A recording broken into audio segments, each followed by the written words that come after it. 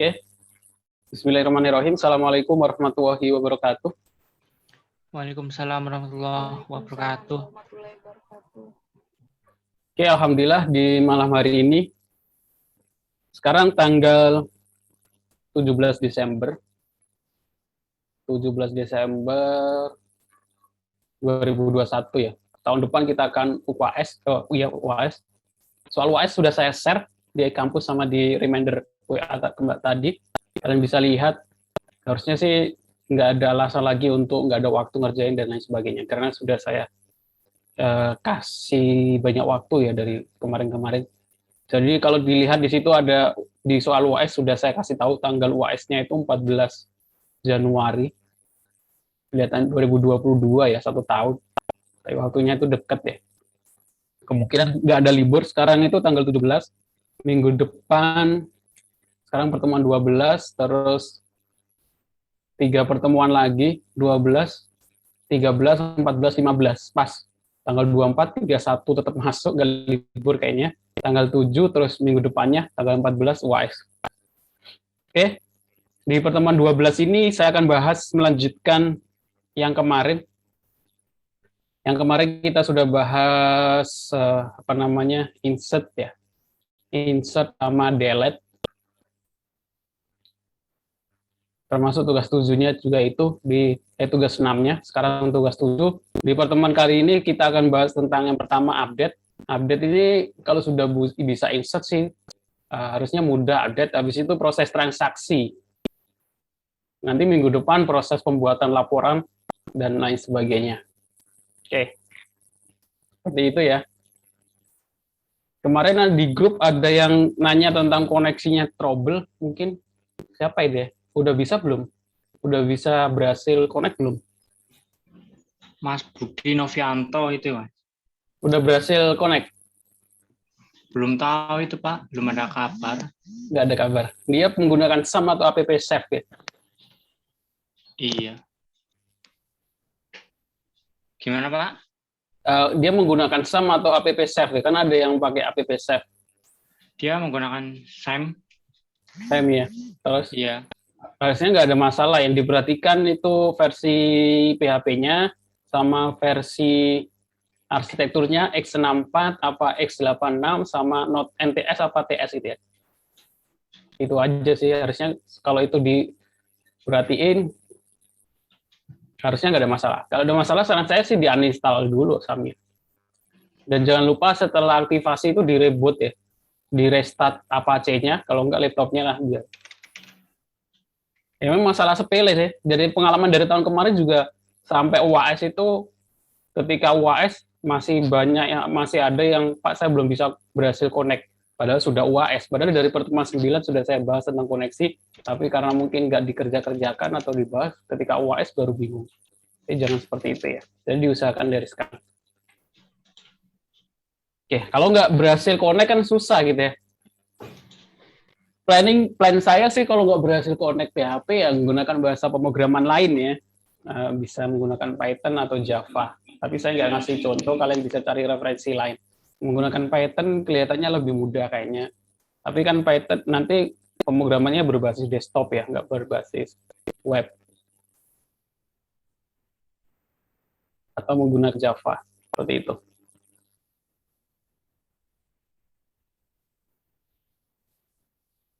Di pertemuan hari ini saya akan bahas tentang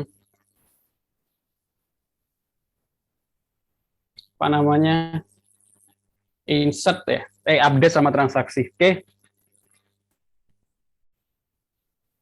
Di update dulu. Proses update itu bagaimana? Saya kira saya kasih contoh dulu ya. Proses update itu ya ketika kita pengen merubah data, contohnya di sini ada data nama Soekarno, Jakarta, saya pengen merubah. Kalau ID nggak bisa diedit ya. Kalau primary key nggak bisa diedit, jadi yang bisa diedit itu nama sama, kalau di studi kasus saya ya, nama sama alamat. Jadi biasanya ID ini di hidden, walaupun nanti harus muncul juga, tapi di hidden.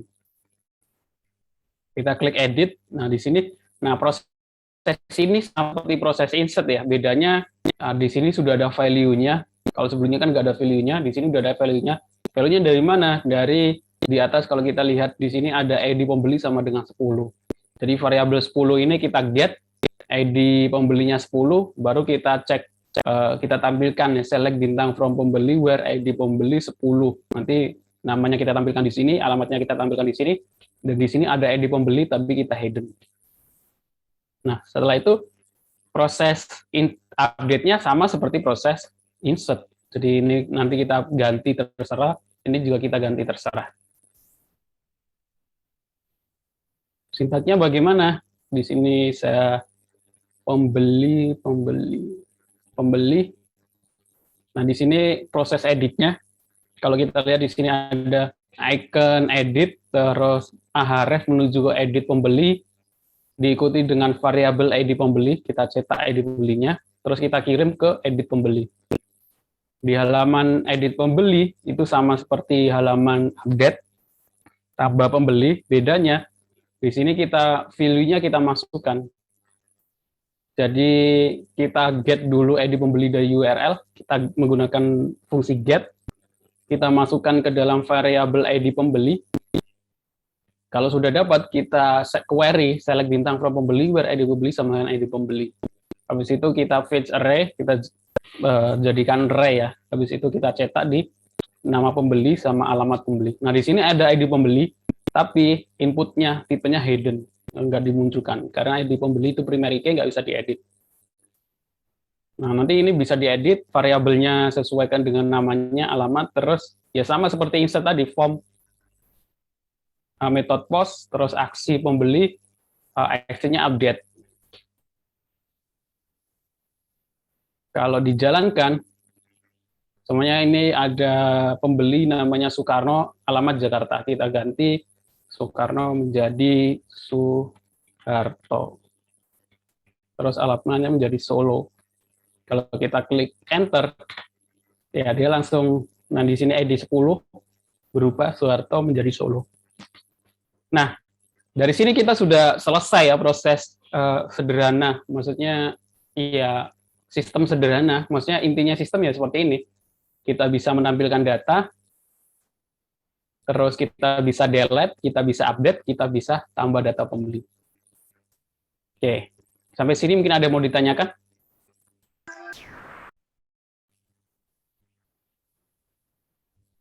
Nah, selanjutnya di sini saya kalau kita ada yang nanya? Pak. Iya. Yang berdasarkan saya lihat di sini mungkin seharusnya kalau misalnya saya gitu Pak, ID itu seharusnya tidak usah ditampilkan. Mungkin kayaknya lebih bagus kalau misalnya diganti jadi number, benar nggak Pak? Maksudnya ID yang di mana? Yang di sini? Ya, yang ditampilin di situ Pak. Oh iya, ya boleh saja. Ini nggak usah ditampilkan, diganti number urut, variabel nomor, terus nomor sama dengan 1, nanti di bawahnya nomor plus plus plus ya. Bisa saja. Itu juga lebih baik. Boleh. Biar lebih rapi gitu ya. Oke. Iya Pak. Oke, bisa. Iya, sama-sama. Oke, ada lagi yang mau ditanyakan?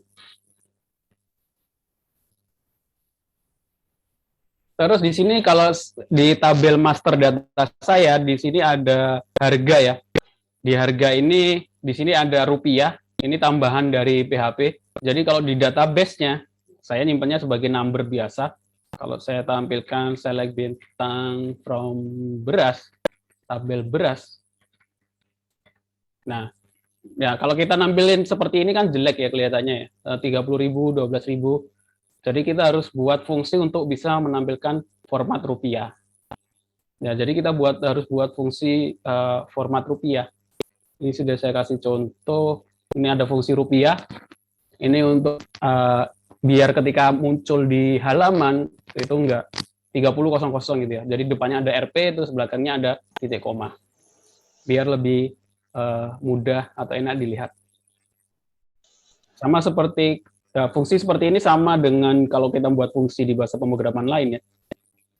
Beras, dari kita masukkan fungsinya, kita panggil fungsi, kita taruh di file, terus kita include fungsi, kita taruh filenya ada di mana, fungsi rupiah.pap, terus cara manggil fungsinya ya tinggal RP, diikuti, nah ini, nama fungsinya rupiah, diikuti dengan variabel yang mau dicetak. Ini parameternya ya, ini ada fungsi, parameternya itu harga, terus nanti muncul fungsi rupiahnya untuk return, RP, sama terakhirnya titik koma. Oke. Itu untuk update. Saya kira cukup jelas ya. Tinggal kalian implementasikan di studi kasusnya masing-masing, disiapkan dari sekarang. Jadi kalian sudah punya master data pembeli, master data beras, kalau contohnya punya saya. Kita belum masuk ke proses transaksi ya, yang ada foreign key-nya. Nah, sekarang kita masuk ke tabel transaksi. Nah, tabel transaksi itu nggak ada insert bentar, saya tampilkan dulu desain database yang saya punya. Jadi desain database saya itu seperti ini. Di sini ada tabel pembeli, terus ada tabel beras. Di tabel pembeli itu ada ID pembeli, nama pembeli sama alamat. Di tabel beras ada ID beras, jenis beras sama harga. Dan di sini ada Nah, tabel transaksi itu adalah join dua tabel dari tabel beras sama tabel pembeli. Jadi transaksi adalah ID, terus nama pembelinya siapa. Tapi yang kita simpan adalah ID pembeli. Kenapa? Ya, kenapa sebelum-sebelumnya saya nggak boleh nyimpan nama pembeli itu muncul dua kali? Kadang ada yang masih buat di tabel pembeli ada nama pembeli, terus di tabel transaksi ada nama pembeli atau nama beras, nama barang dan lain sebagainya. Nah, kalau muncul seperti itu namanya redundansi ya. Kalau seperti itu, seumpamanya di sini ada nama, di sini ada nama, kalau salah input gitu kan, terus kita pengen ngedit, kita harus ngedit dua tabel. Nah, itu akan sangat merumitkan. Tapi kalau seperti ini, kalau namanya salah, semuanya di sini namanya Soekarno, saya nulis Soekarni gitu ya. Nah, kalau kita pengen edit, kita hanya cukup edit di nama pembeli. Otomatis nanti di tabel transaksi juga berubah, karena di tabel transaksi kita nggak menyimpan nama, ya kita simpan adalah ID pembeli, yang mana itu nggak berubah-berubah ya. Jadi di tabel transaksi ini kita hanya menyimpan ID transaksi, ID pembeli, sama ID beras. Makanya ini kita input terakhir. Kenapa? Karena untuk input ID pembeli harus mereferensi ke tabel pembeli. Kalau tabel pembeli belum ada isinya, kita nggak bisa input tabel transaksi ya. Sama seperti ID beras juga, kita nggak bisa input data ID beras kalau di tabel beras belum ada isi data ID beras. Nah, kemarin kan ada yang nanya, kita bagaimana kalau pengen tahu data ID pembeli itu isinya apa saja? Nah, itu fungsinya drop down dinamis. Nah, drop down dinamis itu seperti apa? Di sini kan saya punya tabel transaksi, saya harus menginputkan ID pembeli sama ID beras. Saya kan nggak tahu ID pembeli sama ID beras itu apa saja. Gitu. Makanya kita buat drop down dinamis. Drop down dinamis itu sebenarnya ini. Kalau kita klik data transaksi, nah di sini langsung muncul nama-nama dari tabel pembeli. Jadi yang muncul itu nama-namanya. Jadi proses transaksi itu bukan berarti nama pembeli ini kosong terus kita isi sendiri. Nggak bisa, nanti kita akan harus nama pembelinya siapa ya, kita lihat dulu tabel pembeli, oh ini nama-namanya gitu ya, baru kita masukkan nulis di sini. Enggak, itu lebih enakan kalau kita langsung panggil dari tabel pembeli, tapi yang kita simpan adalah ID-nya, walaupun yang muncul di sini adalah namanya. Jadi kalau dilihat dari tabel saya, nah select bintang from transaksi, di sini saya nggak menyimpan nama pembeli sama nama barangnya, yang saya simpan adalah ID-nya. Nah, di sini, nah ini proses transaksi, jadi kalau dianalogikan saya memasukkan data pembeli, saya memasukkan data beras, terus di sini proses transaksi, pembelinya siapa gitu ya. Contohnya, kita lihat di sini, nomor 3 Agam, ya kita pilih Agam gitu kan. Terus jenis barangnya apa, Raja Lili atau Pandawangi, terus beratnya berapa. Kalau kita enter, nah ini belum saya redirect. Nanti akan masuk ke sini. Nah, yang disimpan ini adalah data transaksinya. Ini belum masuk karena masih saya komentar di aksi transaksi.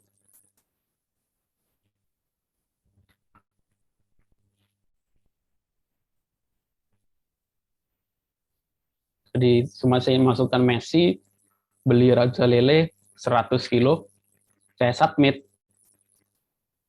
Kalau kita cek di database-nya, nah ini ID ke-8, ID pembeli Messi itu 11, ID beras yang pertama, beratnya dia beli 100 kilo. Nanti di proses laporan, kita tinggal join tabel untuk menampilkan data yang lebih detail. Ini minggu depan saya bahasnya. Nah, di sini nanti ada proses laporan. Nanti menggunakan join tabel, jadi nama ini, tanggal sekian, beli barang ini, beratnya sekian, total harganya berapa, dan lain sebagainya. Pak, maaf izin bertanya, Pak. Ya. Di tampilan aplikasi Bapak untuk tambah data transaksi itu berat. Tapi tadi di Excel kok harga ya, Pak? Itu jadi gimana, Pak? Oh, salah nulis aja ini. Ini berat. Terus kalau, Pak, maaf izin tanya, terus kalau misalnya kita pengen tahu dia di transaksi, contoh beratnya itu 100 kilo, dan kita pengen tahu harga dari 100 kilo itu jadi gimana, Pak? Oh, Terima kasih. kalau pengen tahu totalnya, nah minggu depan nanti saya bahas. Nanti di sini kita buat menu laporan. Nah, di menu laporan ini nanti kita buat join tabel. Dari situ nanti kita buat variabel. Nah, emang ada dua cara. Kita simpan ke dalam tabel, kita simpan ke dalam database totalnya, atau kita nyimpen beratnya saja. Soalnya ini beratnya 100 ya. Harga di berasnya ini harganya 2.000. Kita tinggal menggunakan variabel perkalian biasa, kita buat variabel total. Nanti ditampilkan di form laporan. Nanti minggu depan saya tambahkan di sini tabel laporan. Dari di situ nanti akan muncul total harganya. Itu kita tinggal menggunakan perkalian biasa, menggunakan variabel, buat variabel total gitu. Oke, Pak maksudnya ya? Baik, Pak. Terima kasih, Pak. Ya, sama-sama. Oke, ada lagi yang mau ditanyakan?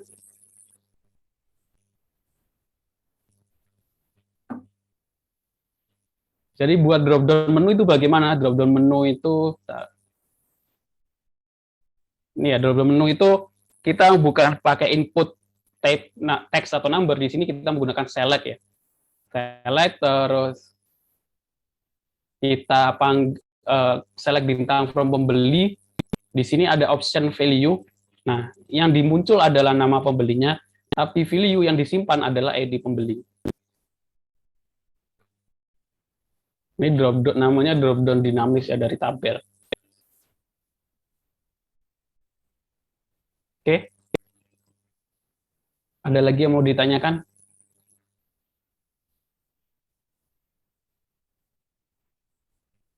Kalau sudah, ya itu tinggal tugas 7 adalah, ya kalau minggu kemarin kalian sudah insert sama update, insert sama delete, tugas 7 atau tugas minggu ini adalah proses update, tambahkan proses update sama proses transaksi.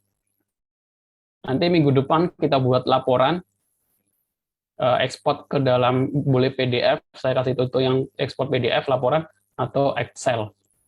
Nanti kalau ada waktu bisa proses login, logout. Yang terakhir proses login sama logout. Akhirnya nanti ketika UAS masing-masing udah punya portofolio masing-masing ya, sistem masing-masing ya. Oke. Jadi UAS-nya, soal UAS sudah saya bagikan. Jadi soal UAS-nya itu seperti ini, implementasikan studi kasus yang telah dipilih dengan database Oracle ke dalam sebuah sistem, minimal ada halaman dashboard atau halaman utama, terus ada halaman master data. Di halaman master data itu bisa insert, update, delete, terus ada implementasi view dan trigger, seperti yang saya jelaskan di minggu kemarin. Terus ada menu transaksi, ada laporan, bisa cetak PDF atau Excel, ini minggu depan saya bahas. Terus untuk login logout itu opsional, boleh ada, boleh enggak. Nah, kalau sudah, nanti di pertemuan 15, saran saya ada yang bisa presentasi proyeknya ya. Nanti nilainya plus kalau di pertemuan 15 bisa presentasi.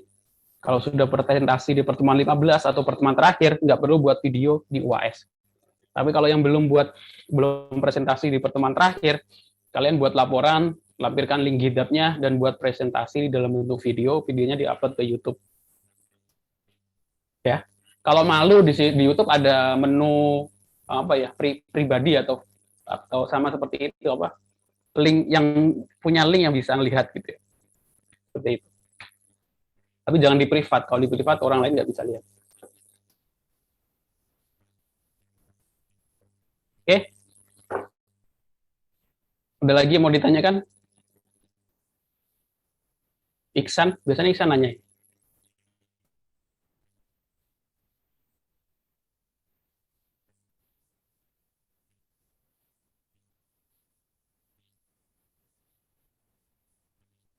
Nggak ada.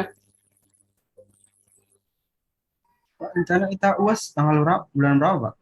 Hah? UASnya 14 bulan Januari. Januari. Jadi nggak ada liburnya kalau kita lihat sekarang tanggal 17, minggu depan pertemuan 13, tanggal 31 pertemuan 14, tanggal 7 pertemuan 15, terus minggu depannya 14 UAS.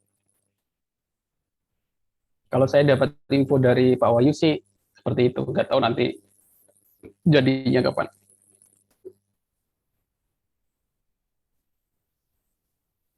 Jadi kenapa saya buat seperti ini? Paling nggak nanti setelah mata kuliah ini selesai, masing-masing punya sistem gitu ya, masing-masing udah pernah buat sistem aplikasi yang dengan studi kasus yang kalian ambil sendiri, terus selesai gitu ya. Jadi kalau ditanya pernah buat aplikasi apa, kalian bisa jawab, saya pernah buat aplikasi ini dengan database Oracle.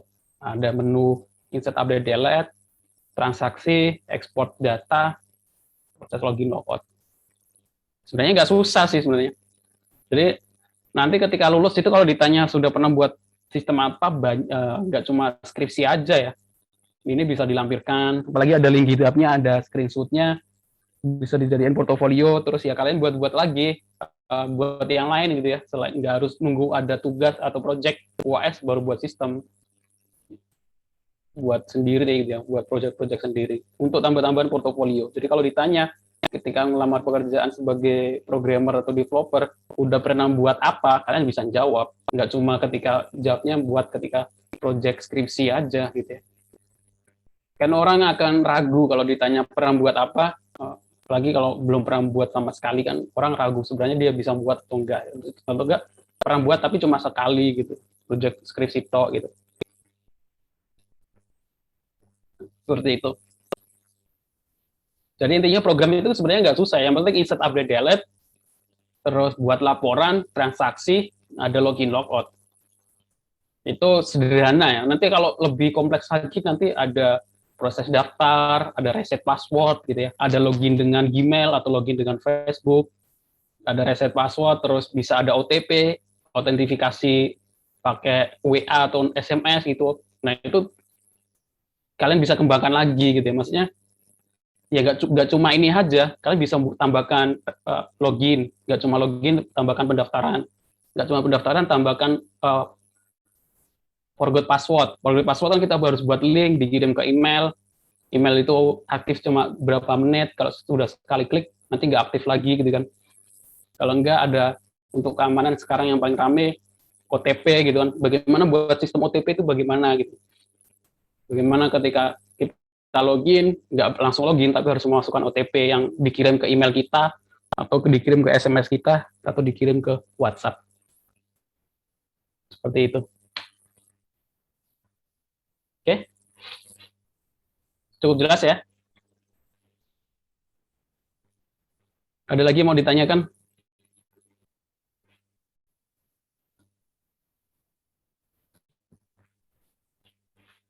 Oke, kalau nggak ada yang ditanyakan, saya cukupkan perkuliahan kita hari ini. Kalau ketemu error, tanya di grup aja, nggak apa-apa. Jangan kalau tanya di pribadi ya, nanti yang tahu hanya yang nanya. Kalau tanya grup, biar yang lain juga tahu gitu ya, kalau ada yang error. Termasuk jika yang belum berhasil connect. Oke, saya cukupkan perkuliahan kita hari ini. Terima kasih untuk yang sudah datang. Saya akhiri. Assalamualaikum warahmatullahi wabarakatuh. Waalaikumsalam warahmatullahi wabarakatuh. Terima kasih, Pak.